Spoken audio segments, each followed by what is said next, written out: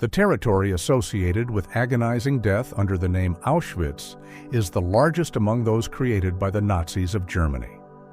Initially, political prisoners and prisoners of war were disposed of here, and from 1941, Jews, Roma people, and anyone who had a similar appearance.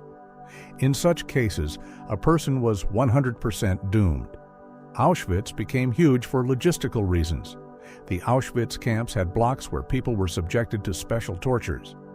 For a modern person, it simply does not fit in the head how all this was once possible. But let's look further. This is history, and we will continue this episode. Stay with us. Where was Auschwitz located, and into which camps was it divided? Auschwitz was located in the southeastern part of the historical region of Zyklon. During the formation of the latter states, the borders of Bohemia, Poland, and the German principalities united into Prussia converged here. During the years of the Third Reich, it again became a separate region, but was now German. After the war, the Germans lost control even over their unit. As a result, the area was divided between the Czech Republic and Poland. Geographically, the location coincides with the surroundings of the old Polish Oświęcim and again the Polish village of Brzezinka. In the German manor here, a little north of a small mountain system called Beskidi, a fragment of the Carpathians, a section of the mountain and foothill course of the Vistula River ends. It makes a turn to the east, bypassing the described settlements first from the west and then from the north. As a result, the above-mentioned camp blocks occupied the entire territory between the old city with a fortress and a noisy village during their growth. Therefore, in addition to the official German name of Auschwitz, we also find the designations of all the presented points in documents drawn up by representatives of other countries, both Auschwitz and Brzezinka. Let us remind you that only under the Reich, the village was also called Bull, and today it is Brzezinka. You will learn about it later. It is part of the city district of Auschwitz. Then we will have to return to the period of the existence of the Hitlerite state. Auschwitz appeared before any other part, becoming the core of the city of death. This happened in May 1940, when Poland was already firmly in the power of the Aryan Empire. The empire invaded the country without fear of unleashing World War II. During the occupation of this country and on the territory of the Czech Sudetenland, captured in 1938, ghettos were created for Jews and Roma people. Now there was a place to kill the people who had fallen into this trap. In 1941, there were 2 camps in Auschwitz, although the second was still under construction, and 2 years later, there were 3. A camp appeared in Monowitz, that is, in the growing zone of extermination of people, which turned into an entire city, a city of death. Its location was determined by the logistical routes of Hitler's punitive machine. In Zyklon, roads from Polish, Czech, and German cities converged, and as for Upper Zyklon, it was relatively close to Warsaw, only 100 kilometers to the east. In all these corners of the continent, many Jews were found and taken to extermination, spending relatively little time. If Auschwitz was already working to full capacity, the Nazis adapted the existing barracks. The remaining 2 parts of the complex were built by people driven from all over Europe. Moreover, the role of handymen was played by those who were to live here, the prisoners. The Germans were only architects, logistic services, engineers, and foremen. By the way, by 1942, when the most terrible wave of the Holocaust swept over small areas for the disposal of people, they began to be administratively subordinate to Auschwitz. Literally, in each of the concentration camps of the City of Death, there were blocks where something most horrible was happening, something that could not be seen in any other concentration camps. Auschwitz. Until 1941, the institution was a prison for members of the Polish resistance. Before that, it was just one of the presences of still independent Poland, and even earlier, the barracks of the Imperial Austrian troops. Southern Poland, according to one of the sections of the 18th century, went to the swollen state of the Habsburg Empire, also called Austria-Hungary. Himmler, the chief of the SS punitive structure, found a very acceptable point for the beginning of the total extermination of the Polish and Czech part of the population, which were subhumans for him. It is here that the entrance with the metal inscription, "Work makes you free," is located. There are also blocks number 10 and number 13. In one of them, incredibly narrow standing chambers with a tiny window for air were made to order. We will talk about them later. Auschwitz II, Birkenau, later, Auschwitz II. This is the largest camp within the entire complex. The western edge of the blocks already reached the Vistula Valley, and in 1941 it was still under construction. The first echelon of Jews was accepted only at the beginning of 1942. It was here that the infamous block number 11 was located, where people were brutally tortured before execution. About how exactly you will find out next. Look with special attention. Shocking details. And most importantly, it was Birkenau that kept the gas chambers for the inhabitants of all Auschwitz facilities. The roads leading here were crowded with columns of those who had already been written off. Auschwitz III, Monowitz. Monowitz began its work 3 years later than the others, in 1943. It had the status of an auxiliary. The barracks were built on the edge of the city of death, which was already looking towards the village of Monowitz. This is again a German name. The Polish original of the toponym is Monowitz. It was in this place that the prisoners built the factory where they later worked.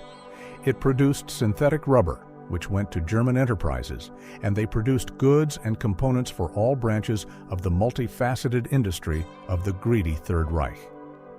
To operate the rubber plant, it was necessary to dig into the mines. The prisoners employed in them lived on average from 3 to 4 months, and then they came to disrepair. They were marched to the nearby Auschwitz II, where the gas chambers operated. Many of these workers were killed. The eerie details. Those who are superficially familiar with the topic of concentration camps think that gassing in rooms similar to showers is the worst possible thing that happened here. This is wrong. In such places, the torment of the poor souls of Auschwitz ended on the ground. They were massively dying and then burned, collecting their separately lying things and shoes, and from the corpses, gold and silver teeth, some cleverly hidden jewelry, as well as hair and even pieces of skin if they had beautiful tattoos in them. In this video chapter, you will find out where the torture of prisoners began and continued the most terrible, and not those that were related only to the conditions of work and detention itself. Thus, for those who have a weak heart and nervous system, it is better to stop at this place of the video and then look at a small conclusion at the very end of this episode. And now, those who decided to stay with us, keep watching the next chapter. Torture with claustrophobia and swelling of the limbs. Standing cells, like many other tortures of the Germans, were not invented by them. They existed before. Such cages, from which there was sometimes simply no way out, were invented by the jailers of the Ottoman Empire in the 19th century. The point was not to give the prisoner any opportunities other than the ability to stand without movements. It was in Auschwitz IV, in the basement of Block 11, that such compartments had parameters of 24 by 22 centimeters. But the most terrible thing is the window for air and light. It was only 5 by 5 centimeters. A person had to stand facing it so that a piece of food could be stuffed into his mouth, capable of saving his life, just enough to continue the hellish torture of his body and psyche. As for the body, it was numb, especially the legs, which took on the total weight of the entire body. And there was so little air that after a person had already managed to spoil it significantly, it became more difficult for him to breathe. And how to do it when the chest and back were literally imprinted into opposite brick partitions? There were only 22 centimeters between them. The only minimal space here was in the height. One of the prisoners, judging by his testimony in court, was kept here for 6 weeks, poorly supplied with food 3 times a day. Another victim explained that he ate his shoes from hunger. Yes, many people here began to dream of a bullet to end it all. At the Nuremberg tribunal, however, a defendant named Rudolf Höss claimed that he did not allow his subordinates to cram prisoners into standing cells for longer than 3 nights. Like they didn't cram anyone here for 6 weeks. The prisoners' witnesses lost their minds from exhaustion, so they saw frenzy instead of real memories. There is one important moment here. The witness was not one. As for the human psyche, things were also bad. Imagine that you are in a cell with a 5 by 5 centimeter window, in which light enters only when it is turned on in the basement, and this happens only when a minimum of food is brought. It is not clear what time of day it is. Everything is numb and itchy, and then it doesn't move altogether. Hunger, cold, and from the dried secretions themselves, burns appeared in the body of such punished. Panic for those who found themselves in such a cramped, locked space for the first time. And what if this person also had claustrophobia? Then panic caused such attacks that the person simply went crazy and suffocated. Let's also know that some cages were more spacious in depth. 4 people were driven there. Of course, it was possible to talk, but there was also a minus. The more they talked, the less clean air. Höss's successor ordered the removal of cells of this type at the height of 1943. The guards began to punish the prisoners guilty of certain violations more effectively so that they would die faster. Bogger's swing. But not everyone who found themselves in the death block had to be killed. Some can only be punished or interrogated, as they say, with partiality. The swing was named after its inventor, Wilhelm Bogger, nicknamed the Devil. As soon as the NSDAP emerged, the young Aryan Wilhelm joined the Hitler Youth, where he became even more thoroughly imbued with racism. From that day on, thoughts began to slowly spin in his inventive head on how to make words like Zionism, liberalism, and socialism much more painful and more painful in the literal sense of the word. By the age of 25, there were already a lot of ideas, and so in 1931, that is, 2 years before the Nazis finally came to power in Germany, during the assortment of assault battalions, socialists, and Jews, he already began to implement all kinds of methods of interrogation. And the most effective of all, as the years have shown, was the swing. For infiltration, he was invited to Auschwitz, especially since the troops were compromised by disloyalty to the Führer and mostly destroyed. The SS distributed its personnel, including to work in the death camps, which were under their full jurisdiction. Bogger introduced his swing in Auschwitz as well, just when he was working there. What did this torture look like? The structure consisted of 2 vertical poles to which prisoners were hung upside down, tying their wrists to their ankles or to the bars. In this defenseless position, Bogger interrogated them. At the same time, the victims were severely beaten with sticks and whips. Everyone who was interrogated with this method suffered unbearably. Most of them died immediately after that. Experiments with Zyklon B.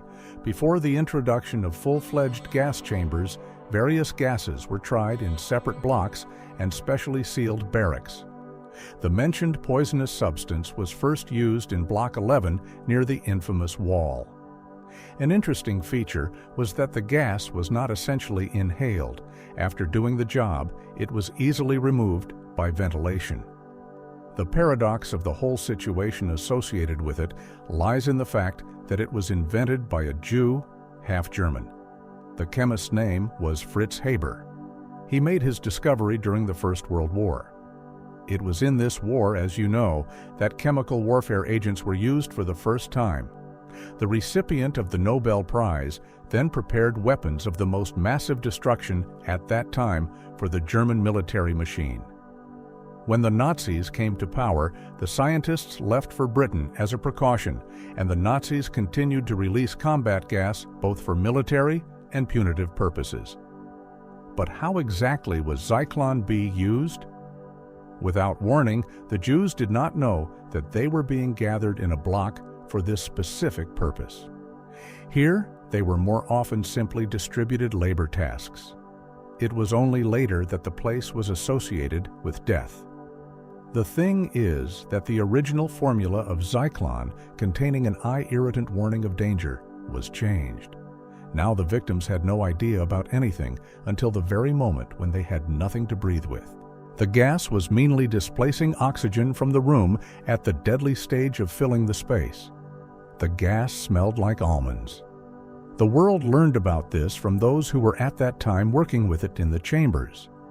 Often, experiments on the combat scale of poisoning took place with the use of mustard gas. In August 1941, a huge mass of Soviet prisoners of war of the second wave ended up in Banal. Some of them were poisoned in Block 11 during experiments with gases. What happened behind the doors of Block 10? Male and female prisoners became test subjects for researchers, and not only doctors, but also representatives of other sciences. The guards called those brought here rabbits. Most often, the reaction of the human body to various substances was studied.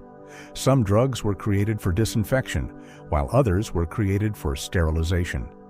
The Nazis left people after any given experiment only for one purpose: as slaves. They were forbidden to breed, and here they checked the compatibility of blood groups by transfusing the owner of the blood of one group with the blood of another group. You can guess the consequences of such inhuman experiments. It is now known to doctors that in extreme cases, carriers of a certain group are suitable for the one that precedes it in number. Therefore, there are most problems with blood for carriers of the first group. But then the world didn't know about this yet, and hundreds of test subjects died on the couches next to the transfusion machines. What kind of torment did those who were taken to the designated block have to endure? Firstly, substances that had not been tested on anyone before killed not only the secretions and organs of their reproductive system, but also other vital parts of the body. The prisoners had pain and ailments. Some resulted in death after a series of convulsions caused by acute painful sensations. But people were also made incisions without anesthesia in the chest as well as the abdominal region. Speaking of Jewish women, they also got to the reproductive system. Men were sometimes simply cut off either part of the genitals or all of them. Often, the reproductive system was sterilized with huge doses of X-rays. There were huge burns. In particular, scientists such as Mengele, Schumann, VBA Bach, and Klauberg were frequent visitors to this spacious room. In addition to the issues of sterilization, disinfection, and transfusion, they were interested in finding a way out of the problem of classifying human skulls. Among the scientists were not only doctors, but also representatives of other sciences: anthropologists, craniologists, specialists, and skulls. Often ordered the murder of people with the most significant signs of one or another anthropological type. Such specialists made a collection of heads for research, and one of the presented naturalists, a military chemist, had to desperately study the varieties and stages of mustard gas poisoning in people with a particular type of organism. Mustard gas, also known from the First World War, as it turned out, also has a number of properties that had not been previously identified by scientists. It kills people of different human races in different ways. Some died much longer. Mustard gas poisoned not only through the lungs, but also affected all mucous membranes, creating painful abscesses on the skin. It was invented independently by a Briton and a Frenchman. Psychological harassment. The inhabitants of Auschwitz never knew when they would die. The staff of the local camps amused themselves by masterfully inventing more and more reasons for the moral justification in the eyes of the unfortunate men of his execution. But the Germans themselves knew that there was no reason. Just the prisoner would be neutralized after some time, die at work from hunger, disease, experiment, beating for impudence, shooting for violating the regime, or go to the gas chamber for reasons of exhaustion of the body. The guards and sometimes SS officers who came here for various reasons just wanted to entertain themselves with something other than drinking schnapps, smoking cigars, and listening to Nazi marches from a gramophone. Between 2 or 3 death blocks at different points of the wall, any of the poor fellows could encounter such bored Nazis. They immediately dragged him into the interrogation room to investigate his crime, violating the regime, participating in the local resistance movement, stealing or disrespecting the Nazi. In fact, for the sake of fun. The coordinating officers and guards who descended from the wall also invented many other SS that were ridiculous in their essence. They interrogated the prisoner either cruelly or gently, honing their skills of investigation. They played in a game called Bad Cop and Good Cop, or arranged face-to-face confrontations, grabbing a whole group at the wall. Investigative actions sometimes lasted several hours. The punishers managed to eat several times, go to the restroom, or perform one or another of their duties. There were many questions, and the mental powers of the victims without water, food, sufficient sleep, and rest began to fail them even more than that. There was also psychological exhaustion.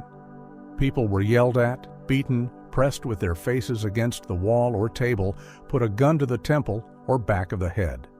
As a result, the victims got entangled in the testimony and inadvertently said something that the Nazis could take as a confession.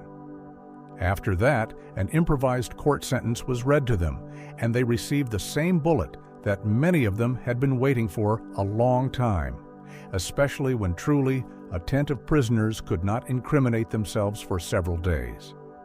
And sometimes the murderers, however, had reasons for inquiry. They were concerned about the resistance when hundreds of thousands of prisoners were already accumulating in Auschwitz. Then real detectives were involved in the case. Do not forget that WWII was originally a prison for political criminals, that is, for real Polish members of the resistance. Humiliation. Not only Jews were subjected to humiliation, but also Slavs, members of the Polish resistance, Soviet and Polish prisoners of war, who were taken prisoner from 1940 to August 1941. At the wall, they were shot with a pistol, but at first they could stand for hours in a long line naked, with their hands tied behind their backs. As for the military, some of them, as it was said, were poisoned by Zyklon B. They were its first victims. In total, 850 people were killed in Auschwitz by gas alone, Soviet citizens and Poles, and at least 150 people were shot naked and beaten. Yes, before that, prisoners of war were also beaten, and members of the Polish resistance were generally tortured so that they indicated where their comrades in arms lived, who were still numerous. The local punishers used the experience of the Gestapo, military, and colonial police of the Third Reich. They were placed between electric stoves that were closely pushed together. The prisoner was hung with his hands tight to his legs and then beaten with chains from different sides. They twisted their arms and secured this composition position with a thick chain. They put needles under their nails and then pulled them out all together. The Gestapo engineers invented a machine for this. There were also devices for cutting and slicing, causing damage to the body of varying severity. And this is in addition to the fact that in anticipation of the torture itself, people had their hands shackled above their heads, securely attaching the shackles to the wall. People were not flogged with the whip, but namely with chains. Female overseers of these various territories. Only one had the most terrible death blocks. The rest were exclusively labor zones, but they were exploited in such a way that people could fall to the ground lifeless, and they were simply finished off by guards or turntables from the towers. Specifically in Hindenburg from 1942, Nazi punishers tortured Jewish women in the amount of 400 to 500 people, and the guards here were women. The place appeared on the outskirts of the Polish village of Zab, located far away on the west bank of the Vistula, being situated at the highway leading from Polish lords to Kraya, that is, Hindenburg. It was separated from the concentration camp city of Auschwitz itself by at least 58 kilometers of road. As in the Ravensbrück women's camp, Hindenburg women, including pregnant women, were provided to Nazi medical scientists. They ended up in the medical laboratories, infirmaries located nearby. They experimented on vaccines before that. They made wounds and infected these women with awful malice. However, the topic of medical experiments is separate. After all, it is not connected with death blocks, but with infirmaries, laboratories where prisoners were taken from the barracks. The only exception was Block 10, and if only that already on the parade ground or in the barracks themselves. The guards could get to the bottom of any Jewish woman for any reason. Too bold of a look, she got up from the floor for a long time after a kick, said or did nothing when she had to, or just too beautiful. Dogs could be lowered to such a place, or beaten with hands, feet, and even sticks to a half-dead state. Later, such women died, though they could have died exactly on the spot. The guards always had pistols with them if something unexpected happens at the present moment. In Poland, there is now a museum included in the UNESCO Cultural Heritage List, created back in 1947. It tells the story of all the Auschwitz camps, including the fate of the most famous surviving prisoners, as well as the most famous executioners of this terrific place. This was history. Leave a like and subscribe. Let history not be forgotten. We see you in upcoming episodes.